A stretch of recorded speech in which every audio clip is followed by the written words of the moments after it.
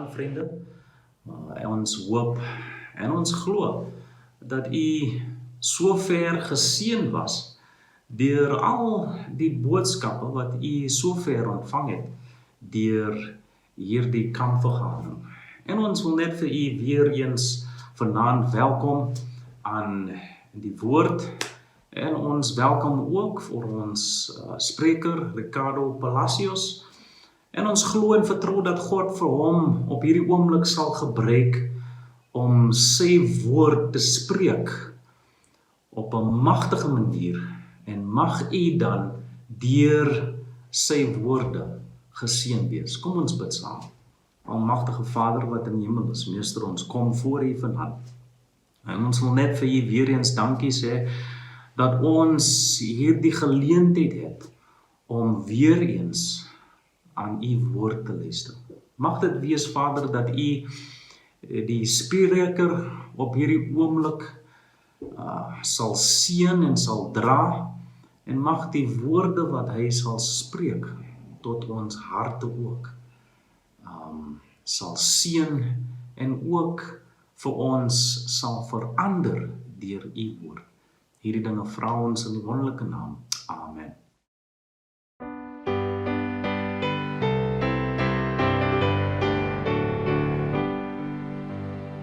Die liefde gee ons vreugde en hou ons baie reg. Dit maak ons vriendelik en bedagsaam oral op ons weg. Onse God is 'n God van liefde. Ons moet ook lief hê net soos hy. Die liefde gee ons vreugde en hou ons baie reg.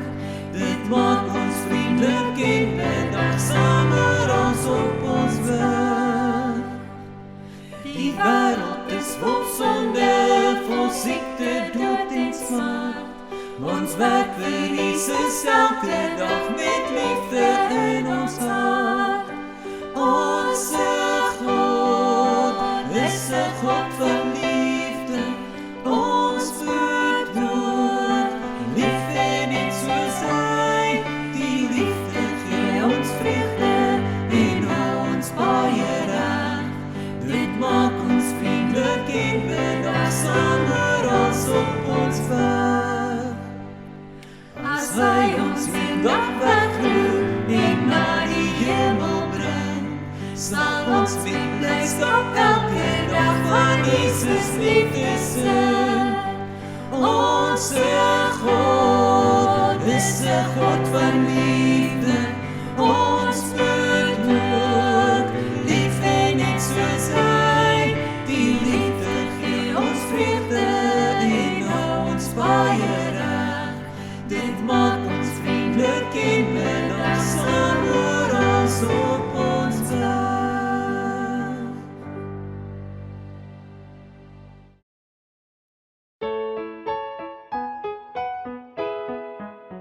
Let's talk about Jesus, the King of Kings is He, the Lord of Lords supreme through all eternity. The great I am, the way, the truth, the life, the door. Let's talk about Jesus more and more. Oh, my loving brother, when the world's on fire, don't you want God's bosom for to be your pillow? Hide me over in the rock of ages, before me. Let's talk about Jesus, the King of Kings is He, the Lord of Lords supreme through all eternity. The great I am, the way, the truth, the life, the door. Let's talk about Jesus more and more. Oh, my loving brother, when the world's on fire, don't you want God's bosom for to be your pillow? Hide me over in the rock of ages, before me.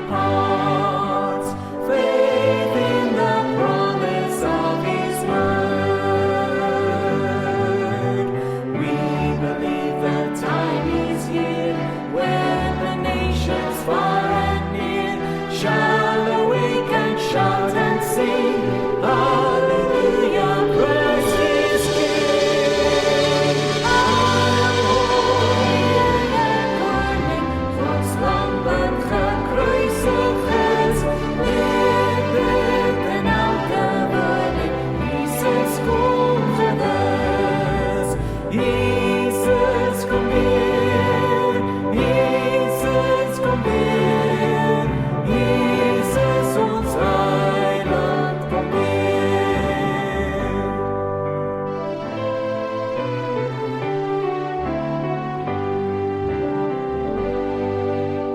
We are united in Jesus Christ our Lord. We are united in His love. Love for the waiting people of the world. People who need our Savior's love. Soon the heavens will open wide. Christ will come to claim His bride. All the universe will sing, Hallelujah, Christ is King. Women, kurz lang hat Christus lebt, wirken abgewonnen, Jesus from heavens. Jesus, komm her. Jesus, komm her. Jesus, uns Heiland, komm her. Jesus, komm her. Jesus, komm her. Jesus, uns Heiland, komm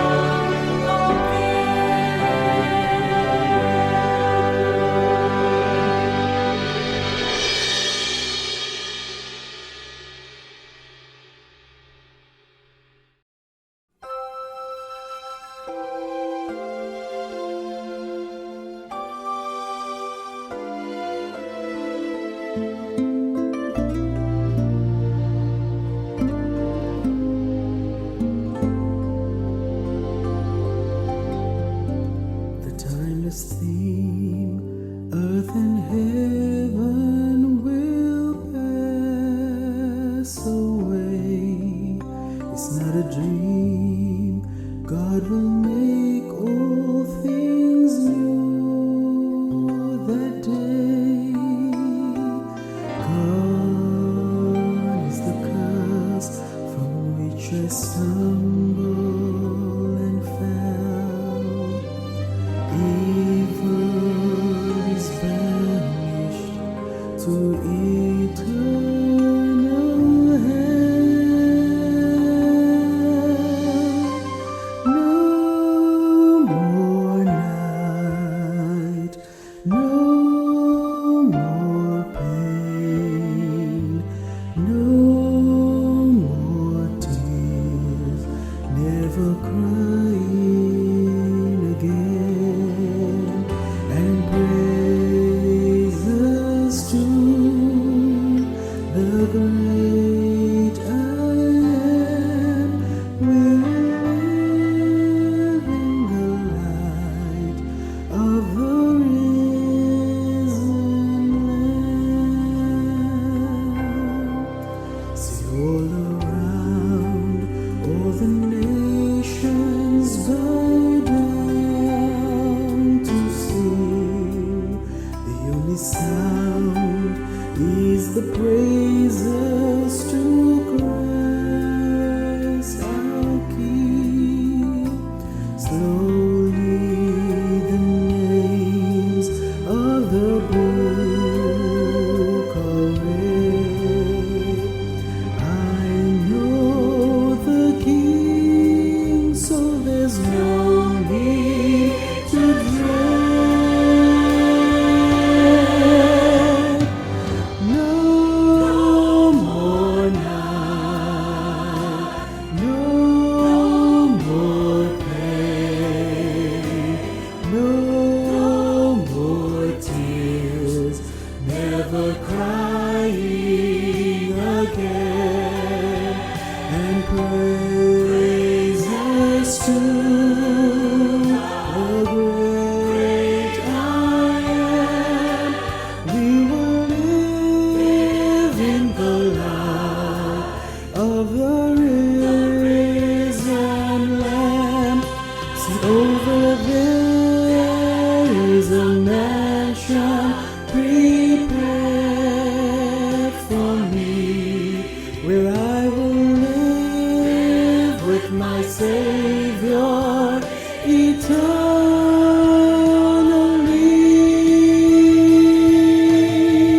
and there would be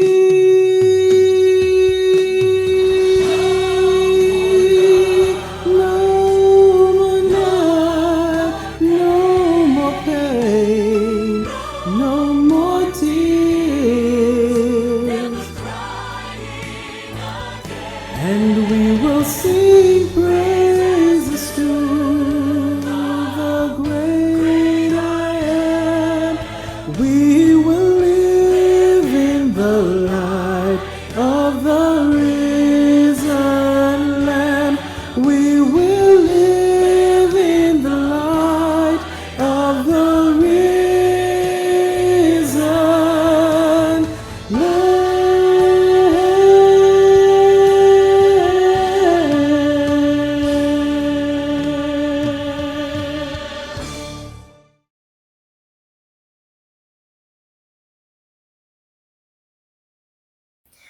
Op die nuwe aarde dink ek sien die meeste uit na soos die nuwe skepping.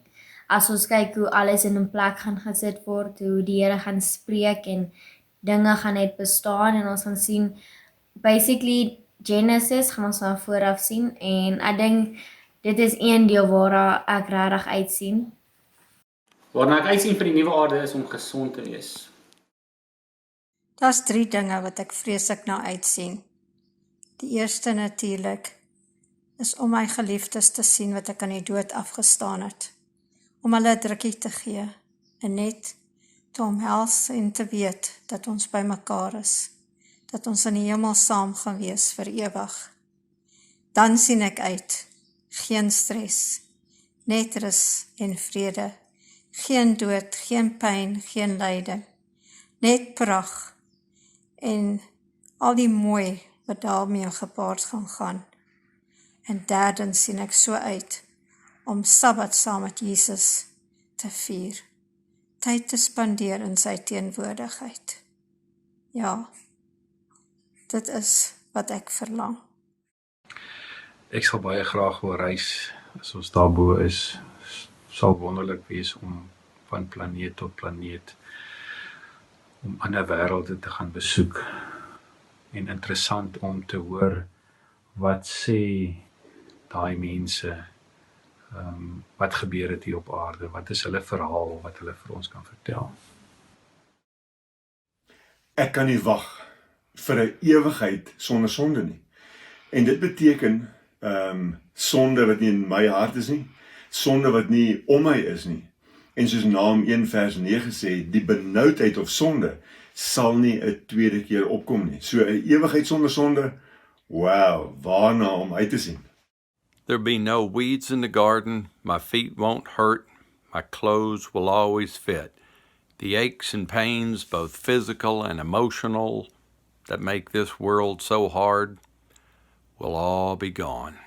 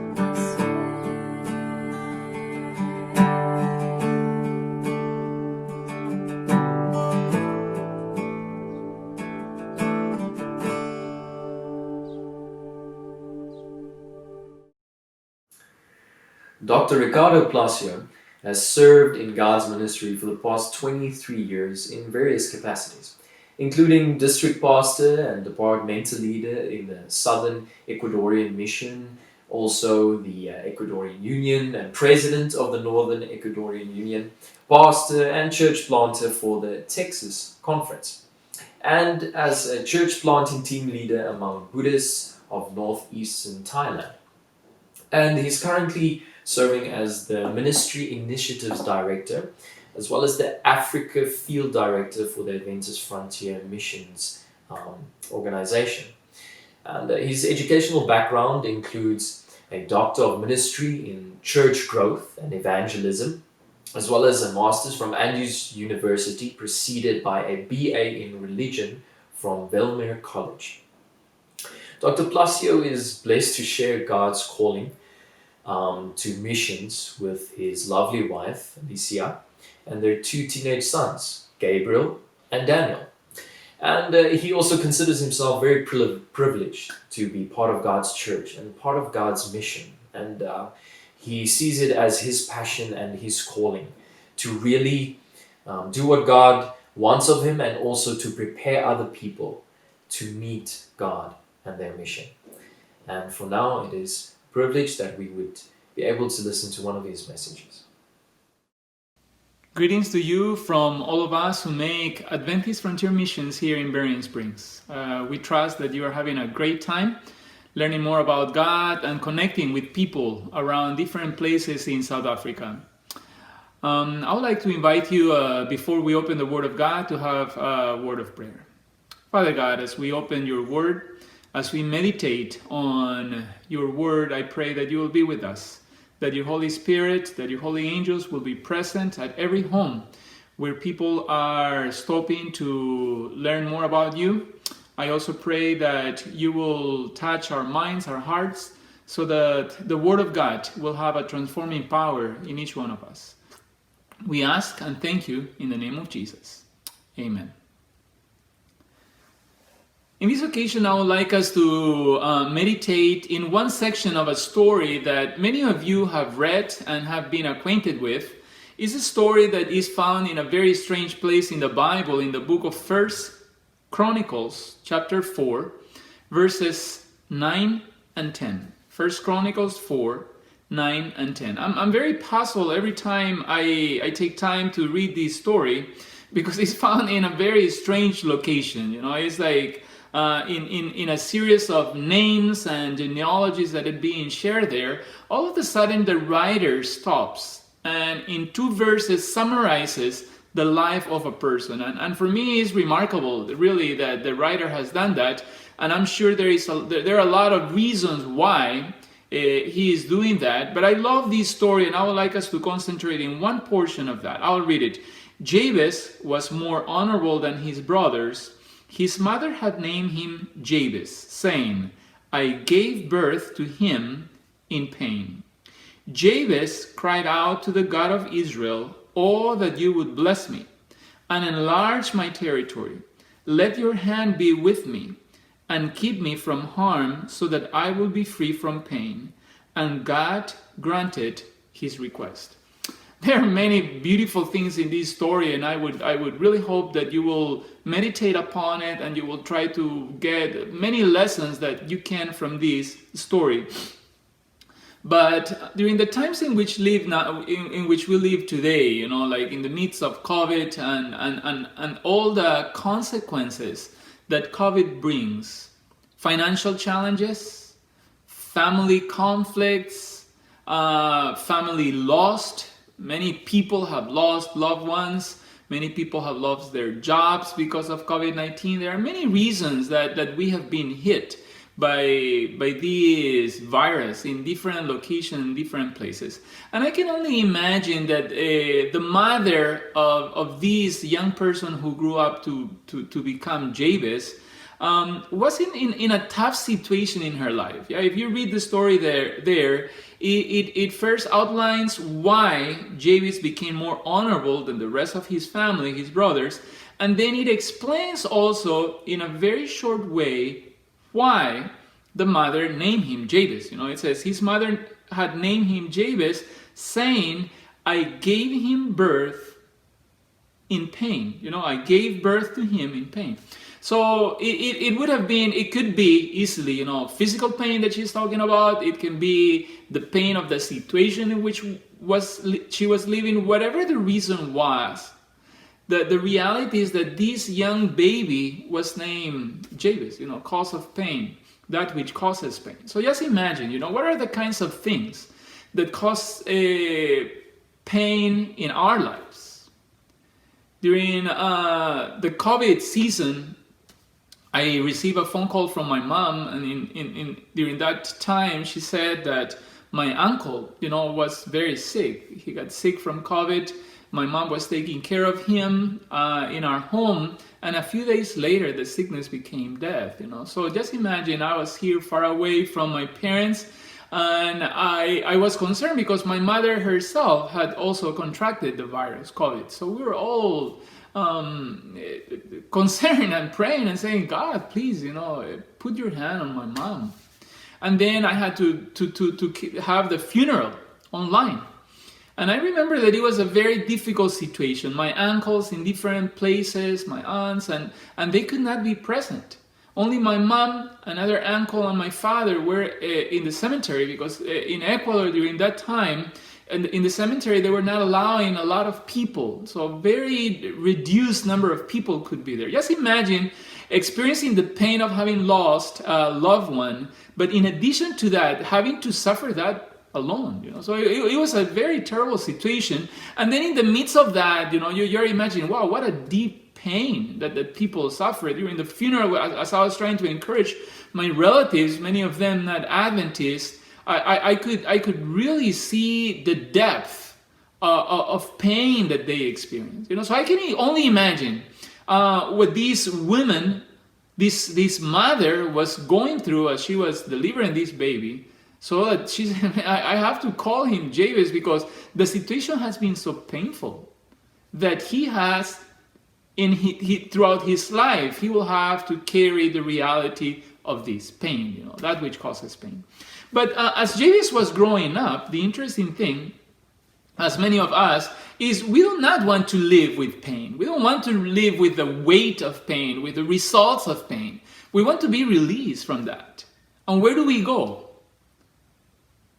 Where do we look for a relief, for whether it be physical pain, emotional pain, psychological pain, spiritual pain? Where do we go? So Jabez in verse 10 says, Jabez cried out to the God of Israel. Yeah, so that's a beautiful example of what to do. Is that right? So when we are in deep pain and it seems that there is nothing that can help us during that time, we can go to God, the God of Israel. And it's interesting because the God of Israel, there is history there. The God that has been faithful in the past can be called, he can be relied upon. We can go to him. And that's what Jabez does. So Jabez cried out to the God of Israel, oh, that you would bless me. And I could stop in each one of those phrases. It is beautiful. Oh, that you would bless me, enlarge my territory, let your hand be with me, and keep me from harm so that I will be free from pain. And that's his request. Finally, hey, God, please bless me, enlarge my territory. May your hand be with me and keep me from harm so that I will be free from pain. And the beautiful thing is that God granted his request. This is one of the prayer requests that we know for sure that was answered. So I will not concentrate on each one of these sections, although I will mention just a little bit about it, but I want to concentrate, let your hand be with me, and I'll tell you why, okay? Before concentrating on that, just think about it. Oh, that you would bless me. The blessing. We have a story in the Old Testament where a person says, to an angel that was fighting with him, I will not let you go until you bless me. Is that right? And the blessing in that case was a change of name. Is that right? You will not be called Jacob anymore, but from now on you will be what? Israel, because you are a prince of God, you have fought with God and you have overcome. So it's a beautiful, the idea of blessing, the concept of blessing is this idea that you can be transformed, you can be changed. That whatever you are now, there will be a change. That's a blessing. You will not be Jacob, an imposter, a liar, but now you are Israel, a prince with God. So it's a beautiful thing. So Jabez says, that you will bless me, and that you will enlarge my territory, that you will really, prosper everything that I have. Please touch every area of my life, And then he says, and that's where I would like to concentrate in the few minutes that we have today, is, let your hand be with me. So as I was thinking about that, I was very curious, and I started checking the text in the Bible where there are different ideas connected to either finger, hand of God, in relationship to humans. And I have found 5 main ones that I would like to share with you that I really enjoy, because they help us to have a clear perspective, I think, of what it could mean for Jabez, what he was asking, that your hand may be with me. Yeah? And if it was not in the mind of Jabez, I think at least he will enrich us, in what the meaning conveys. So the first one, I was thinking, where do you think we find in the Bible the first idea, allusion of God's hand being part of something great?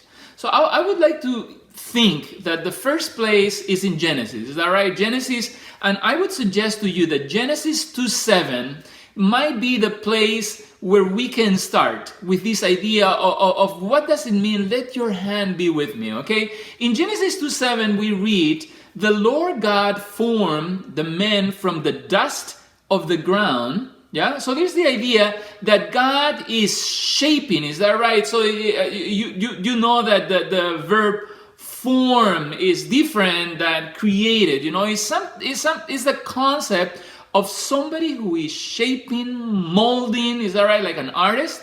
So the Lord God formed. Yeah, let's imagine for a second that what God is shaping here, it says, the dust of the ground, there is this idea of the clay of the ground is being formed, is being shaped by God.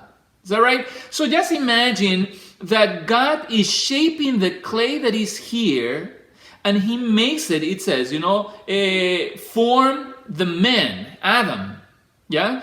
And then once this man was formed, was shaped, the next step was what?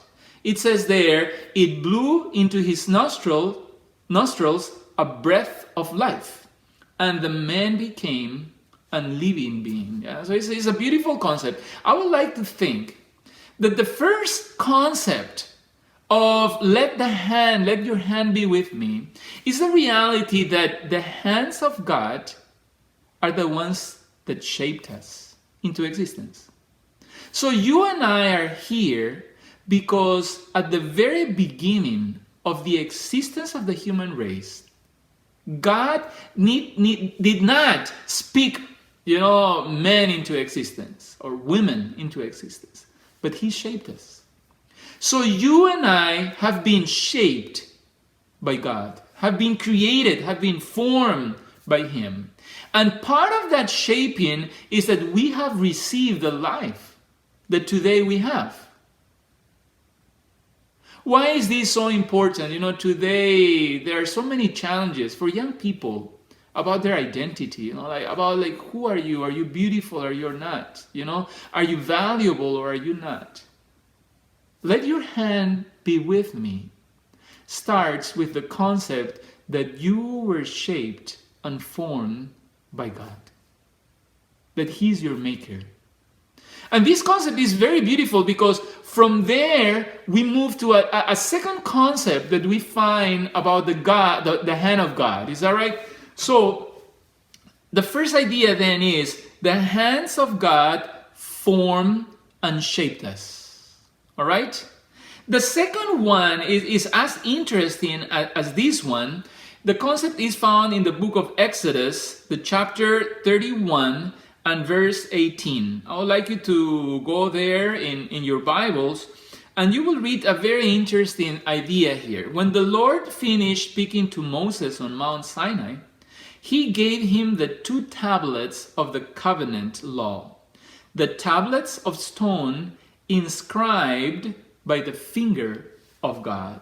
So the second idea, that for me is fascinating about the hand of God in interaction with us as humans is that not only have we been created by his hands, formed and shaped by his hands, but God wrote the commandments as to how we should live with his hand.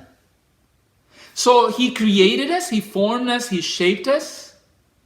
We are made in his image, but then he has shared with us also the kind of lives that we should have with his hand.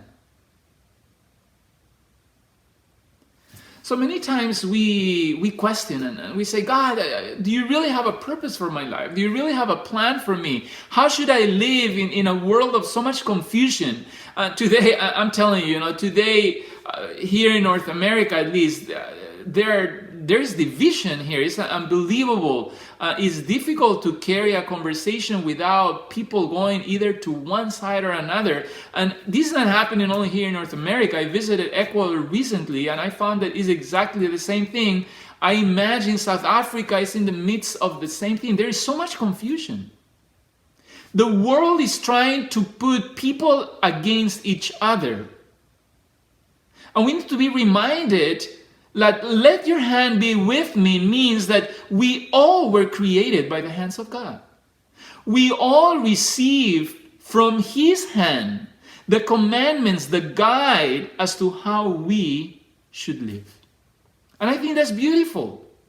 We should not forget that. Whenever there is confusion, we should go back to how then should we live? This is it, what was written by the hand of God. The commandments that help us to relate to God in a beautiful way and to relate to others, to humans, in a beautiful way also. And that also was written with the hand of God. A third idea that I love, and this is one of my favorite verses in the whole Bible, but I think portrays a beautiful concept of what I imagine, Jabez was understanding when he was saying, let your hand be with me.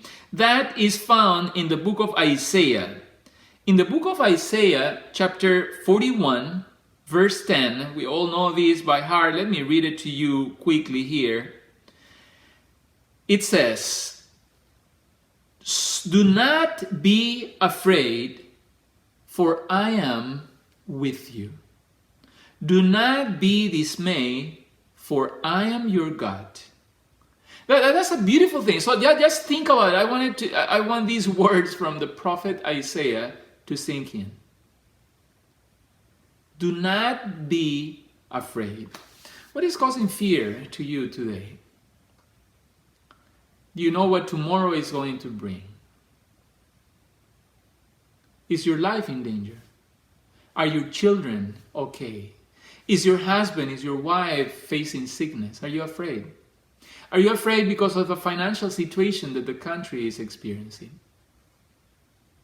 Are you afraid because your faith has been shaken? What are you afraid of? The first thing that Isaiah says is, do not be afraid.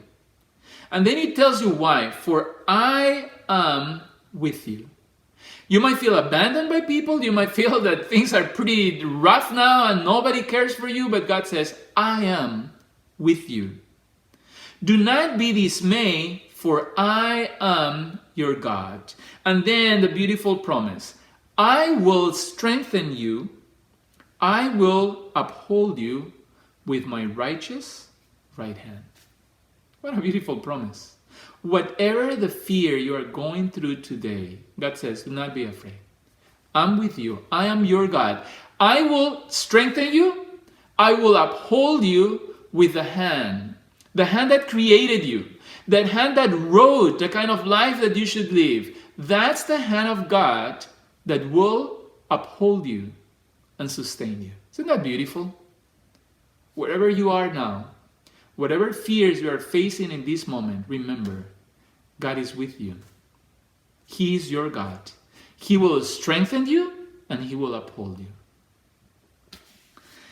Advancing a little more, what could this idea of let your hand be with me mean? There is another powerful verse, and this is a little strong, and I want you to, for me, is a verse that helps me understand that God is a serious God.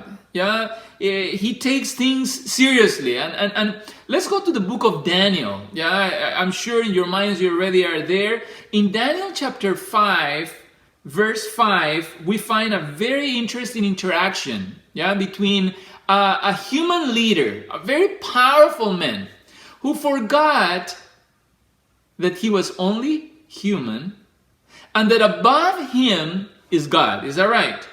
So they were drinking, they had asked, in the story, you can read the whole chapter and just see the fascinating details there. But this king is making fun of holy things, of the things of God. Is that right? So he brings all the gold goblets that had been taken from the temple of God, and he's going to party with that. He's showing he's big, he's important.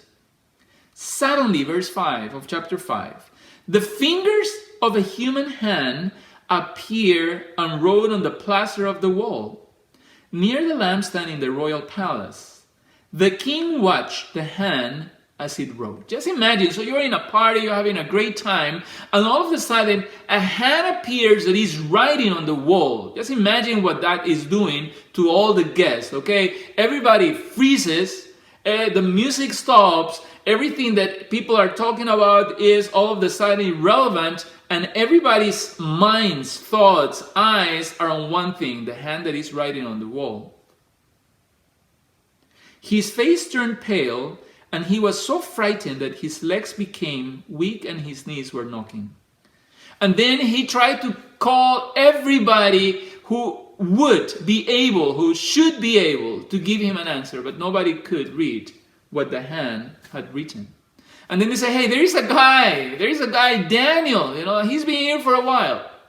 He is able to do that. And I want to read a little bit of what the exchange that happens between them. As I said, you can read these chapters. Please take the time at home and read them. But I just want to emphasize a few important things. Verse 18, chapter 5. Your Majesty, the Most High God gave your father Nebuchadnezzar sovereignty and greatness and glory and splendor. Because of the high position he gave him, all the nations and peoples of every language dreaded and feared him. Those the king wanted to put to death, he put to death. Those he wanted to spare, he spared. Those he wanted to promote, he promoted. And those he wanted to humble, he humbled. But, this is the key. He's driving somewhere, okay? Please, let's see. When his heart became arrogant and hardened with pride, he was deposed from his royal throne and stripped of his glory. He was driven away from people and given the mind of an animal. He lived with the wild donkeys and ate grass like the ox, and his body was drenched with the dew of heaven, until he acknowledged, and this is an important thing, that the Most High God is sovereign over all kingdoms on earth and sets over them anyone he wishes. But you, Belshazzar, his son, have not humbled yourself. Instead, although you knew this, instead you have set yourself up against the Lord of heaven. You had the goblets from his temple brought to you, and you and your nobles, your wives and your concubines, drank wine from them. You praised the God of silver and gold, of bronze, iron, wood, and stone, which cannot see or hear or understand, but you did not honor the God who holds in his hand your life. Isn't that amazing? God holds in his hands the lives of those who are powerful and those who are poor, those who are rich and those who have everything and those who have nothing. We are all in God's hands. Therefore, he says, he sent the hand that wrote the inscription. And this is what the inscription says.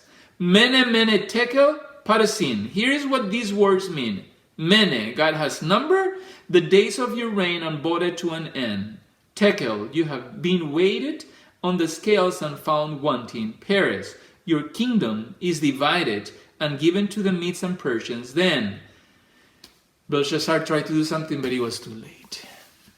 Can you see that? God's hand also will bring everybody to judgment. He created us, yes. He gave us the law, yes. He will sustain us, yes. But He will bring everyone to judgment.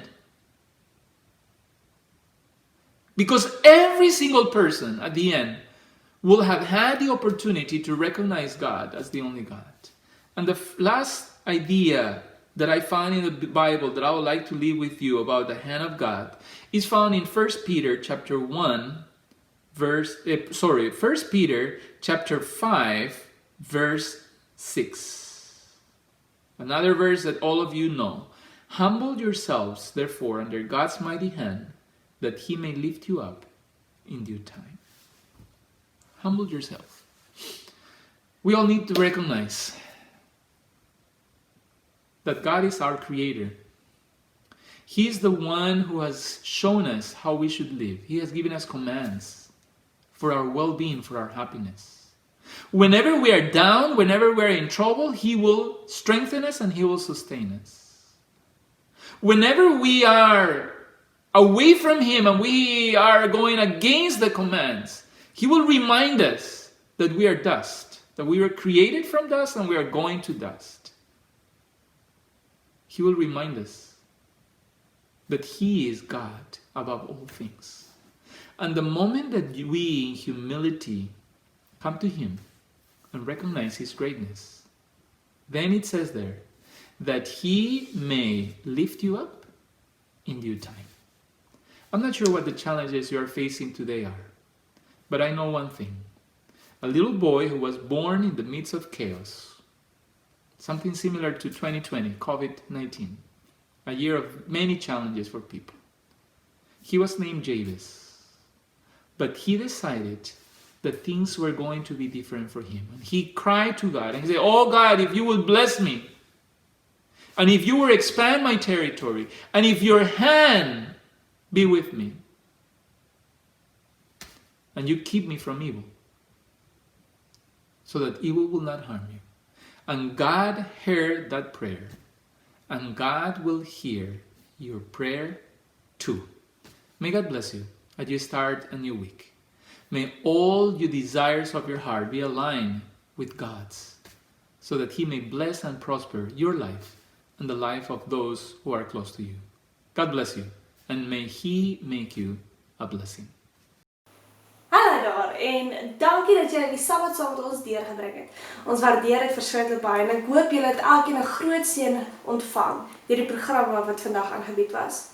Dit was ons laaste program gewees vir die dag. Ons gaan môreoggend om 9:00 weer program hê deur Lawrence Byrne, en dan sal ons 11:00 weer 'n Afrikaanse program hê wat deur leraar Tinus Denison aangebied gaan word.